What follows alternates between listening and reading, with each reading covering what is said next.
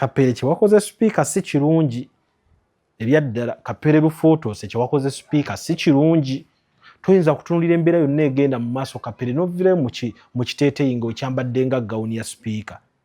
n'ogamba byonna babikole emmotoka bazitwale naye ekyangwe ku mutwe togenda kukiwaayo annaye mu Uganda oseka wookaaba ekyo kye njagala okusooka okubategeeza mu Uganda oseka okola ki okaaba so Kapere photos wuuno mumwerabireko ku nsonga za speaker ye waati wazikutte naye kiwiigi kino ekyobwa speaker sigenda kibawa kambeeko gwe nkubira mikwano gyange oba ani kanoonyeemu muno kanoonyeemu ani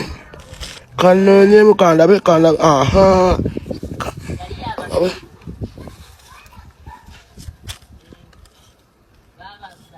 hello hello hello hello hello Puga the speaker in the speaker oruwa Banange nono nayamvuddemu mukwano gwange gwe nawe ebitaano nayamvuddemu kati mu ssaawa esembayo banange emikwano nga mibi kandabe wano omulala kwe ngenda okukubira kandabe nammere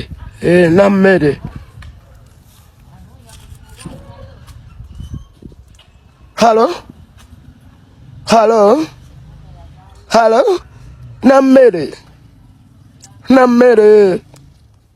nammere nze speaker ensinga nzibona yanvuddemu ataani wano gwe mba nkubira baddalengi gyali kamukoneko wano kandabe okay hello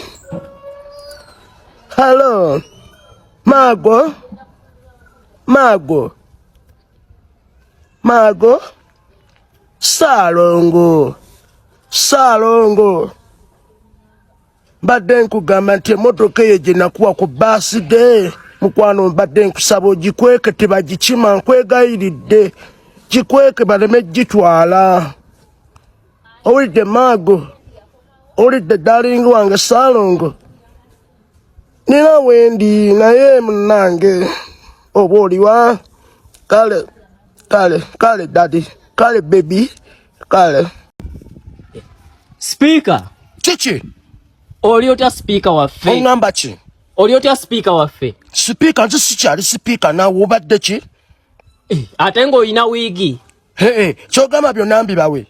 kyogamba buli kye banaatwala na kino nkibawe nedda ssebo kino nange nino kisigaza nange banandabira kuki ate speaker ddaka anayambala ki ate anayambala tebajja kugula ebyabwe tebalina byabwe tebiriiyo ekyo gowakigula nze nakigula naye nina okisigaza oba osigaza ebintu byeggwanga kino kijjukizo kyange bananjijuukirira kuki abaana bange banakula banandabira kuki abalongo obadde ki tolina bifaananyi ate bifaananyi bye banalaba kyogawe nkyambala mu ddiiro nga ntudde wali tebandaba nti nze naliko sipiika okay obadde ki tusonyiwe maama kaakati ozzaako ki nzizaako ki enye nja kusigala omubaka w'Ebudegeya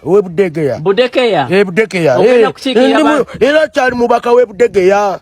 obadde ki n'okubeera mubaka w'Ebudegeya kyogamba n'Ebudegeya banjijeeyo nedda maama tebalina kujjayo ndeka naye ng'oli mukambwe nnyo nina okuba omukambwe kubanga kinnuma kikuluma babinjijeko buli kimu babitwala naye kakati obuzibu bwakola essente zonna ezandibadde zigula eddagala malwaliro bazisanze wuwo kati baba bazisanze wange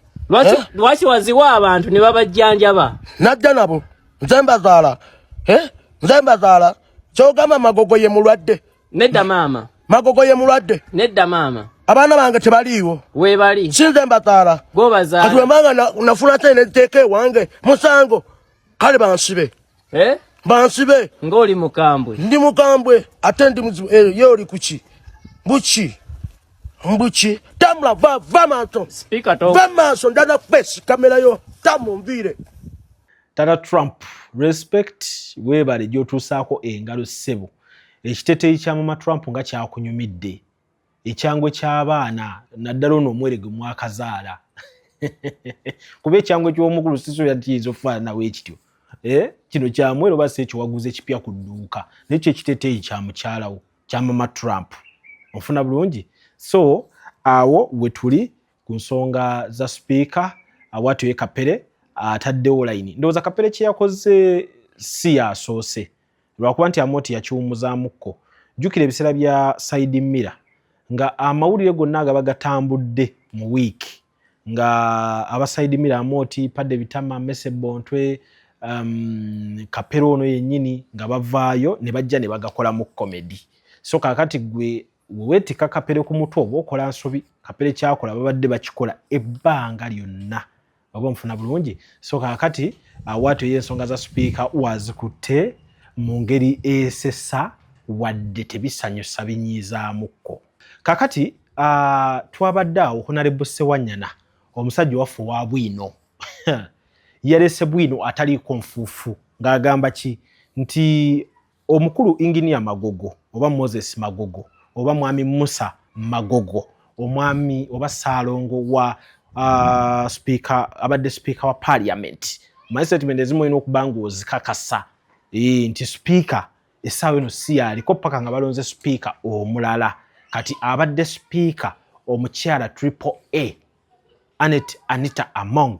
naye bannaye abantu nga banaagwa mu bitiibwa n'amannya gajja n'ebitiibwa gajja gazitowa oba kitegedde so tugamba nti ye yapanga yali bloka ew'omukulu Engineer Moses Magogo okubeera ng'ate yeefunira omukyala Anita Among n'abeera ng'ate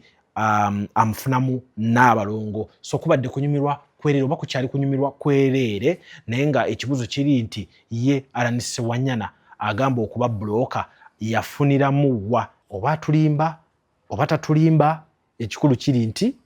ye yali buloka so katufune ku mbeera y'omubaka Alan Ssewanyana ate tubeere nga tukomawo atubuulira ebituufu naffe tugattemu tulabe bituufu oba tugatta buwaya kale katujje omanyi ewali embeera embi buli omu akola ki ayogera kyono kyona mukyerabira omuntu kati buli omu asobola okusala ekigambo wano naye kiri ekyo kyekiri katusole tulabe ku mbeera y'omubaka Alan Ssewanyana tukomewo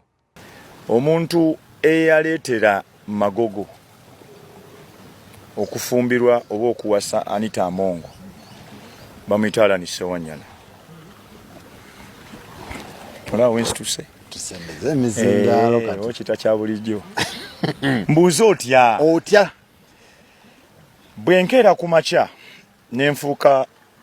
Honorable Member of Parliament akiikira Makindye West mu mwaka gwa 2016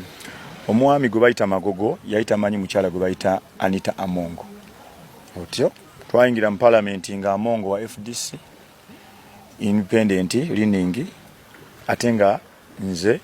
ndi wa DP era jjukira twawagira nnyo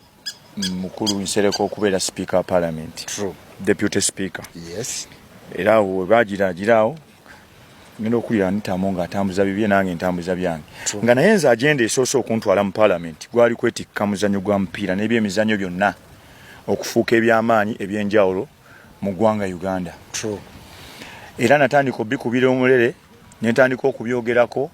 wamu ne bannanga abalala banyambangako nga mwami Patrick Siagi n'abalala abaaliwo kakati bwe ntandika okunyiganyiga sports omupiira nenguteekako n'ensonga buli ewaluma mu mupiira n'ensonga buli ewaluma mu mupiira wajja akaseera nga mwami Magogo alina okufuna kubanga jjukira nali shadow minister wa sports nga buli kaseera nfuna space eyogera naye nga buli wenjogera ku mbeera eri mufuufa kati kyatuuka ekiseera nga mwami Magogo alina okufuna ekibinja ky'abantu abasobola okukkakkanya Alan Ssewanyana mu Parliament oba mu countalinga buli wajja okwogera ku byemizannyo nga waliwo ababifunyeko information entonotono etaasa FUFA kitegedde bulungi kati ne waba abamubalira omupiira tojja kufunayo eno saidi yaffe eya position ofune ne ku saidi ye eryaki eya gavumenti ebiseera ebyo omupiira gwali tebanaguwa sente naye nagenda ku floor ya parliament neŋŋamba nti amutuwe sente National Council of Sports yali talina vote yaayo ng'efuna kuza Ministry of Education and Sports nenkiraga mu maaso ga First Lady lwaki twetaaga kuba yali minister aze mu committee of education lwaki ebyemizannyo byetaaga vote eyaki eyabyo nti spending eno eva mu ministry concentratinga nnyo ku bya education ate nga kituufu byebisinga n'okugasa eggwanga kubanga biyigiriza abantu okukola ebintu bingi eggwanga litambulira ku bayivu ku education kati ebyemizannyo bino nga oluusi bikosebwa lifuna busammambiro kati nga lina okufuna ebajeti eyaayo era ebiseera ebyo nemproposinga biliyoni zaali 3.5 nze ziba ziteekebwa mu vote eyo National Council of Sports etandika okola ki okuraninga nga kuzo ŋŋamba kubeeko biliyoni 2 ezigenda mu mupiira gwaki gwa Uganda olwo gavumenti etandika okujja eyingize sente ng'eyita mu vote national budget zigende mu FUFA proposal gye naleeta ebigambo ebyo tebiyimiridde ndowooza wennyini bigenda obbawera ne ku Kapereru photos mu mbeera negenda mu maaso eya sipiika gye tutayagala kuyingiramu nnyo yavuddeyo mu kiteeteeyi kye n'ekyangwe ku mutwe naye bannaye kino si kyebayita okusekerera omuntu ng'ali mu buzibu bannange Shamimu Malende yalwala nga tugenda mu campaign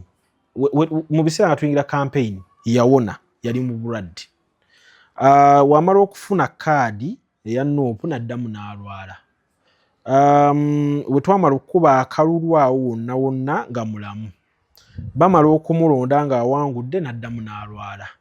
bwe babadde bagenda okulayira n'awona n'ajja nga mulamu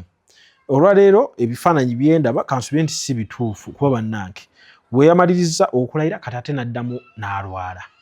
ani aluga Shamimu Malende bannange